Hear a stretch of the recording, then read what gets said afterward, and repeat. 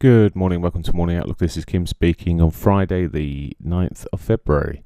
So, looking at the euro dollar, and well, yesterday saw yet another down day. For a while at least, it became a chop day in the end with a rally later in the afternoon, followed by a further sell-off, then a little rally. So, where are we today? Well, it's not really got a key support area it's sitting in at the moment. It's still floundering a little bit, so I can see. But then we said yesterday there may have been a bit of divergence around the lows, but not, or maybe even double divergence, but rather soft at that. But it was there. Now it pushed up, it chopped, as I said, up and down. Today, well, it's pushing up at the moment. It's above its daily pivot, heading back towards that monthly pivot. Now, I did have a trend line drawn right the way across here. I'd subsequently deleted it. Let's see if I can just pop that on there. Across the highs here. Actually, that's the secondary one, which is through this new high. So that's quite a way off, actually, before that comes into play now. That, as I say, a secondary move. Yeah, the other one would have been slightly steeper, maybe coming in a little earlier. Anyway, it's as I say, running up at the moment. There is a chance we could push into yesterday's highs easy enough if we can break this 60-minute 50. It has been the thorn in the side up until now. It has had a pop through it and not managed to do too much else. It's been sold into previously. So if it can break, well, then we could be pushing up to yesterday's highs, maybe more. It's quite a tight range yesterday, and the pivot's quite pinched today, relatively. So as I say, we could be running through. If we start breaking that level, I would then look maybe into that R2 sort of zone, not normally looking at as high as that, but it could get a push up there. My preference, to be fair, with the direction, everything that's sitting there, is the move to the downside here, and it just needs to break this trend. So if it does break the trend there, I'd prefer to be playing in the direction of the trend. It's a bit difficult in terms of some of these outlying candles, but yesterday's lows could be on. Okay, let's have a look at cable. News out this morning for cable. We've got manufacturing production data coming out this morning. We've seen some decent data coming through and some relatively hawkish tone of the Bank of England yesterday, with possible increase in interest rates earlier than predicted. So what for the pound then at the moment? Like the euro at the moment, it's gaining some ground here. Did end up slightly better yesterday, a more positive day there, I should point out.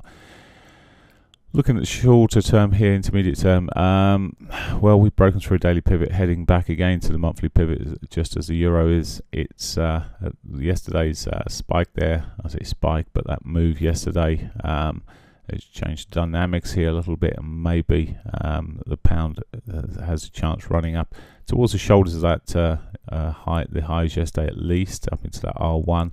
Maybe we'll see a bit more. Of course, the news at 9:30 may accelerate that or decelerate it accordingly.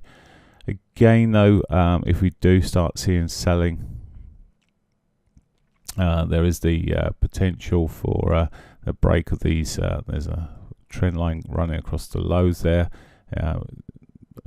Maybe we'll see a break of that. It may also be a point of buying opportunity if it gets back to it. Now it's starting to develop maybe into a stronger short-term trend or intermediate-term trend. Okay, dollar yen.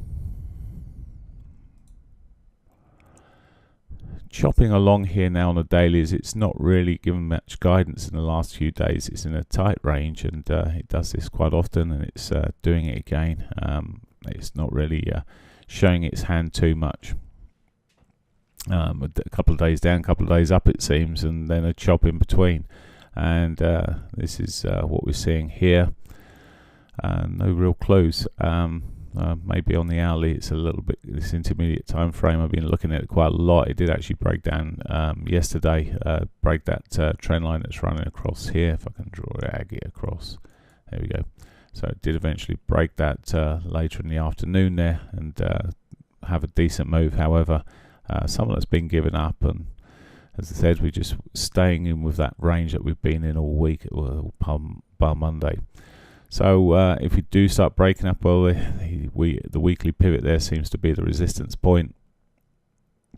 Again, I'd be looking at this and potentially looking at any sort of breaks between the lows here, but to be fair, it's not a pairing that I particularly want to be trading at the moment with its chop and lack of direction. And finally, I say finally, let's get into the Aussie dollar here. Okay, Aussie dollar, not going to say too much about this apart from it's still in its firm downward trend.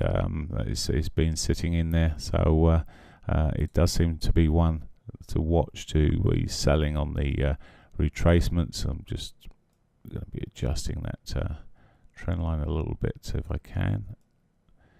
That's okay, so it's just ran through it yet again, that trend line.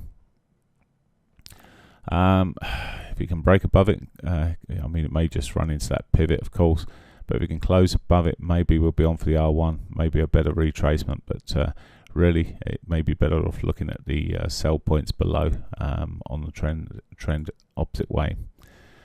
Then finally the Canadian dollar, another choppy character here.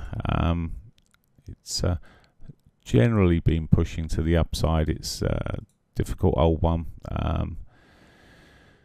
shown promise, but it's well, perhaps just on a reasonable trend now on this intermediate time frame of higher lows, higher highs, but it has had some half decent moves in between, not all succeeding in terms of getting to where we would like them to be, I'm sure.